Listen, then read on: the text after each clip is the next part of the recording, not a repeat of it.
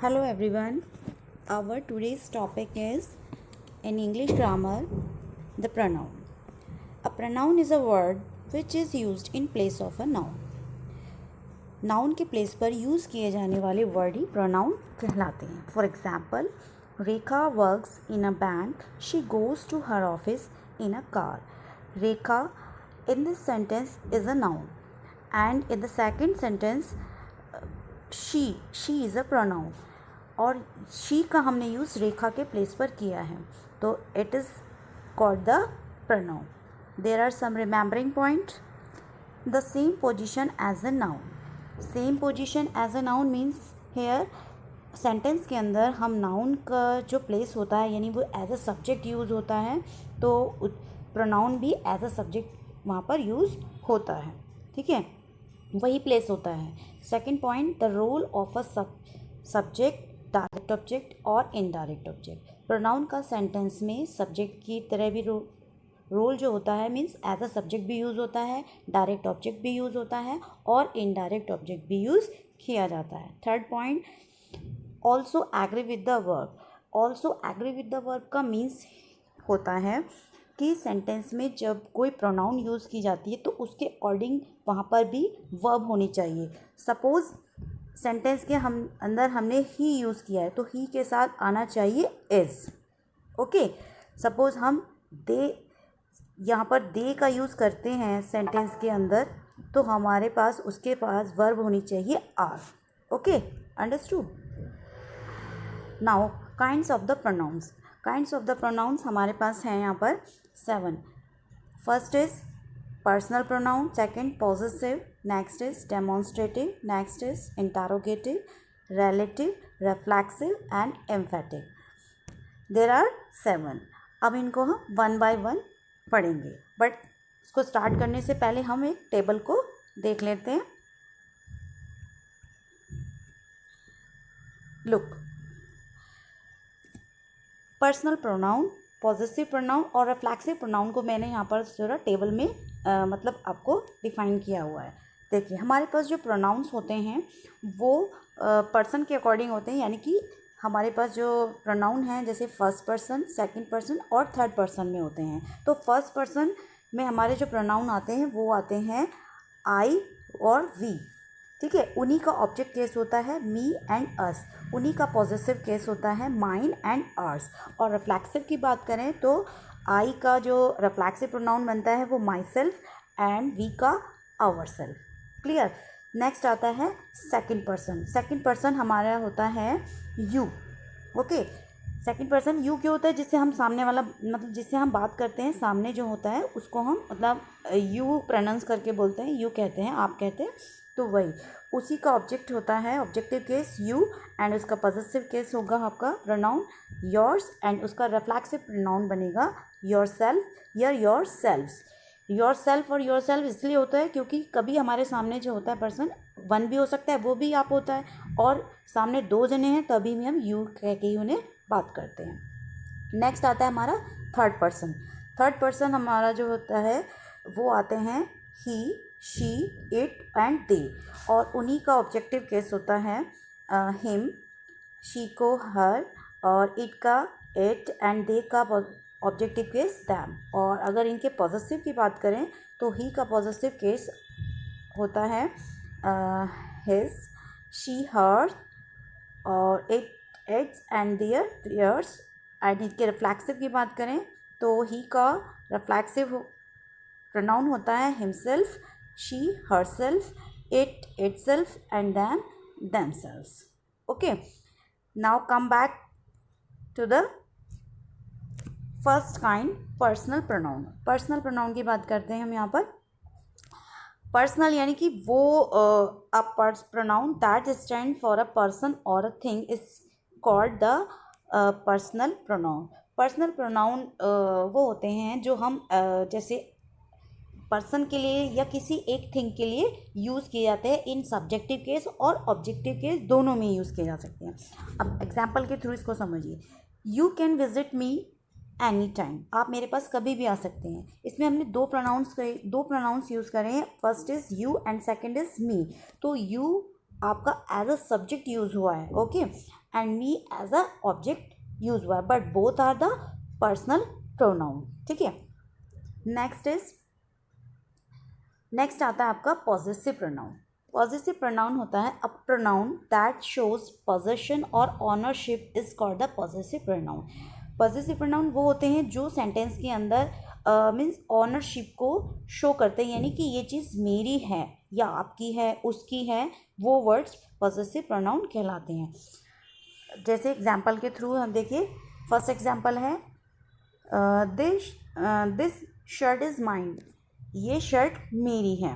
ये possessive pronoun, यानी कि इसमें जो माइन है वो as a possessive pronoun use किया गया है, जो मैंने अभी आपको टेबल में भी दिखाए थे। बट सेकंड एग्जाम्पल आपका पॉजेसिव प्रोनाउन का नहीं है, वो पॉजेसिव एडजेक्टिव का है। वो मैंने इसलिए लिखा है कि आपको डिफ्रेंशिएट कर सकें आप कि कहाँ पर पॉजेसिव प्रोनाउन को कैसे यूज़ करते हैं और पॉजेसिव एडजेक्टिव कहाँ यूज़ होता है। See, this shirt is mine and this is my shirt, दोनों में डिफरेंस है। यहाँ पर देखो, जो माई है, माई वर्ड है, वो नाउन के साथ यूज़ किया गया है। ओके, तो जो पॉजेसिव एडजेक्टिव्स होते हैं they always come with the noun, वो हमेशा नाउन के साथ यूज़ किए जाते हैं। बट जो प्रोनाउन होता है वो हमेशा अकेला ही होगा हर काइंड में। ठीक है, जैसे यहाँ माइन वर्ड है वो अकेला, उसके साथ कोई भी नाउन नहीं होगी। आपने यही डेफिनेशन में पढ़ा है कि pronoun is used in place of a noun. Now come to the next, demonstrative pronoun.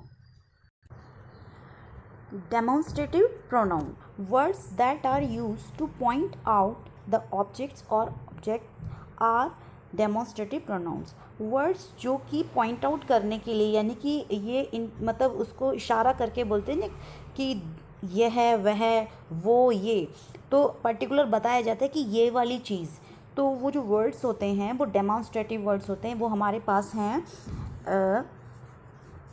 This, that, these, those, there are 4। यहाँ पर 4 आपके पास 4 डेमोन्स्ट्रेटिव प्रोनाउन हैं जिनका यूज़ सेंटेंसेस में किया जाता है। एग्जाम्पल देखो, this is a beautiful picture, this picture is beautiful. दोनों जो एग्जाम्पल हैं वो अलग अलग हैं। एक डेमोन्स्ट्रेटिव प्रोनाउन है और एक डेमोन्स्ट्रेटिव एडजेक्टिव का एग्जाम्पल है। तो जो फर्स्ट वन है this is a beautiful picture, तो दिस यहाँ पर अकेला स्टैंड कर रहा है, सी देखिए यहाँ पर। और this picture in the second example, this picture जो आया है वो एक नाउन के साथ आया है। ठीक है, तो यहाँ पर जब हमारी डेमोन्स्ट्रेटिव वर्ड अकेले स्टैंड करेंगे, यानी अकेले आते हैं सेंटेंसेस के अंदर, तो वहाँ पर ये डेमोन्स्ट्रेटिव प्रोनाउन कहलाते हैं। नेक्स्ट आपका आता है इंटरोगेटिव प्रोनाउंस।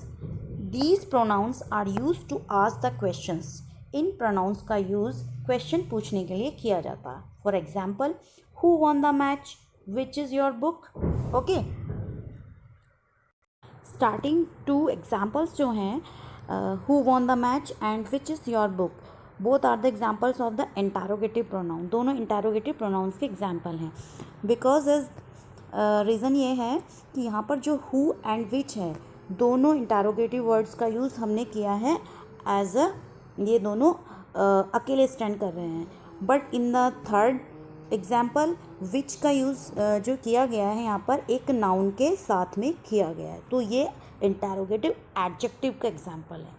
सी, तो यहाँ पर आप डिफ्रेंशिएट आराम से कर सकते हैं कि जो इंटरोगेटिव वर्ड्स सेंटेंस के अंदर अकेले आते हैं बिना नाउन के, वो इंटरोगेटिव प्रोनाउंस कहलाते हैं।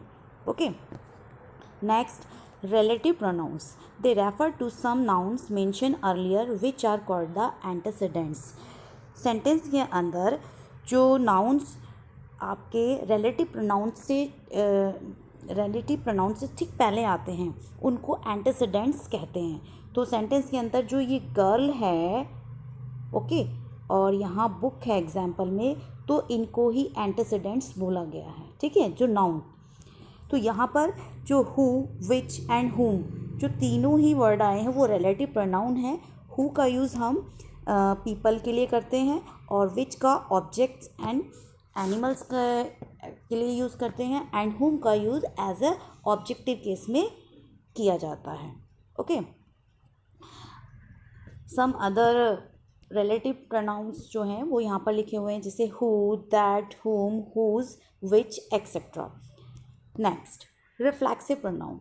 They are used when the action done by the subject turned back on the reflects on the subject. Reflexive pronoun वो होते हैं जैसे सेंटेंस के अंदर जो भी सब्जेक्ट कोई काम करता है वो रिफ्लेक्ट होके आता है कि वो काम उसने किया है, यानी उसने खुद ने किया है, ठीक है। और same as emphatic pronouns, emphatic pronouns भी आपके वही होते हैं।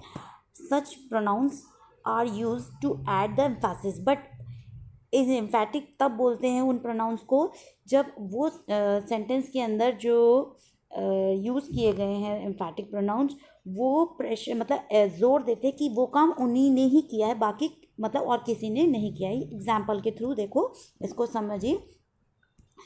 जैसे फर्स्ट एग्जाम्पल है, the old man cooks the meal himself, okay. In the second example, the old man himself cooks the meal. अब यहाँ पर दोनों सेंटेंस में जो सब्जेक्ट है वो है द ओल्ड मैन, ठीक है।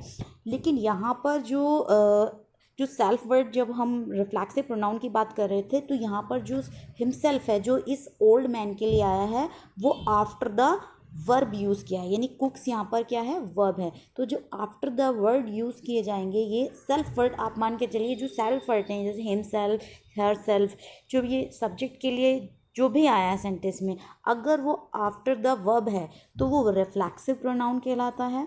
और बट आफ्टर द सब्जेक्ट, यानी जिस सब्जेक्ट के लिए वो आ रहा है, जो वर्ड हिम सेल्फ वर्ड जो आता है सेंटेंस के अंदर वो सब्जेक्ट के लिए आ रहा है और वो जस्ट उसके नेक्स्ट है।